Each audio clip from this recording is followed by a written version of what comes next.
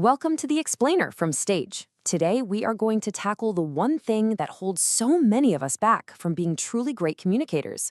You know exactly what I'm talking about.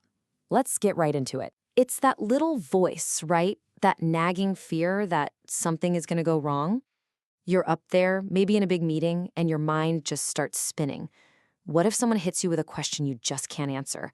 And just like that, you feel your credibility start to vanish. Or here's the other one, the real nightmare fuel. You're in the zone, delivering a great line, and then poof, nothing. Your mind is a total blank. And that silence, it feels like it stretches on forever.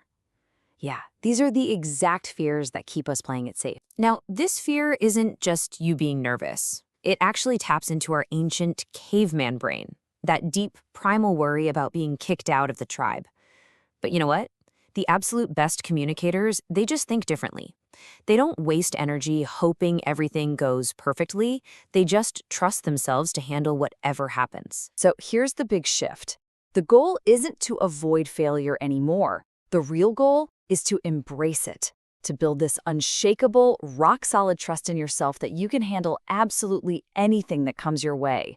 So let's break down 3 powerful strategies to get you there. All right, strategy number 1. This is something you can literally start doing today all by yourself.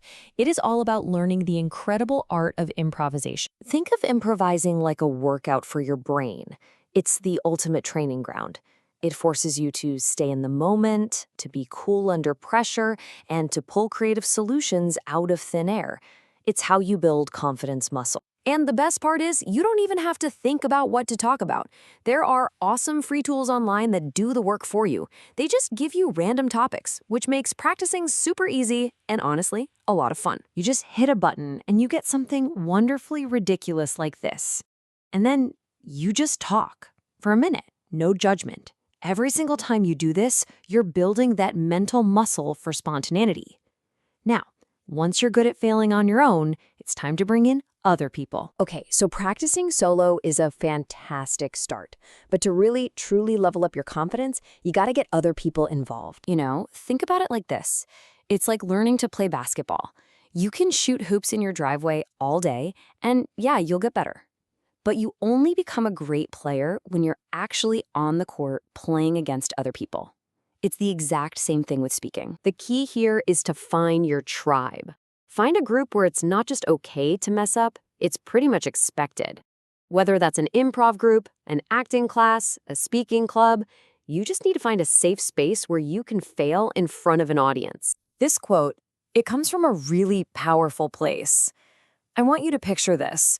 You're in an acting class, and the exercise is to have a whole conversation in complete gibberish, a totally made-up language.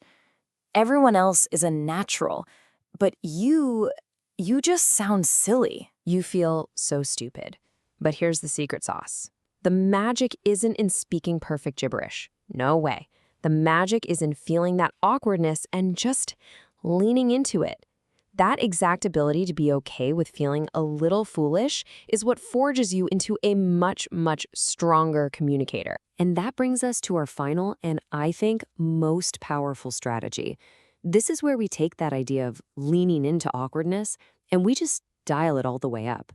We are going to get embarrassed on purpose. Now, this is a real story. To get ready for the insane pressure of a TED Talk, the speaker got on a quiet train, stood up, got everyone's attention, and then sang a song really badly for 3 whole minutes. People were cringing. It was so awkward. But later that day on the TED stage, he was completely calm. Believe it or not, this actually has a name: constructive embarrassment.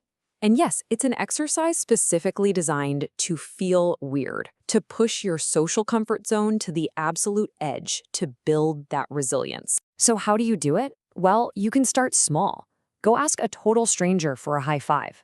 Or you could go big. Just lie down on the floor of a coffee shop for a minute. Your brain is going to scream at you, telling you to run away.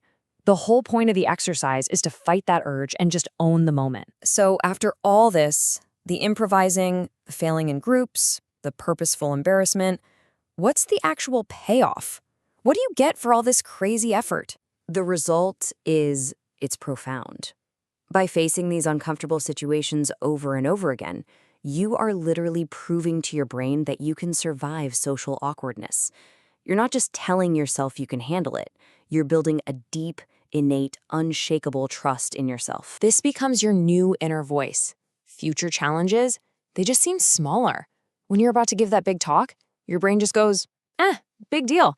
I sang reggaeton to a train full of strangers. I got this. Look, if you stick with these strategies, you will completely rewire your brain's response to fear.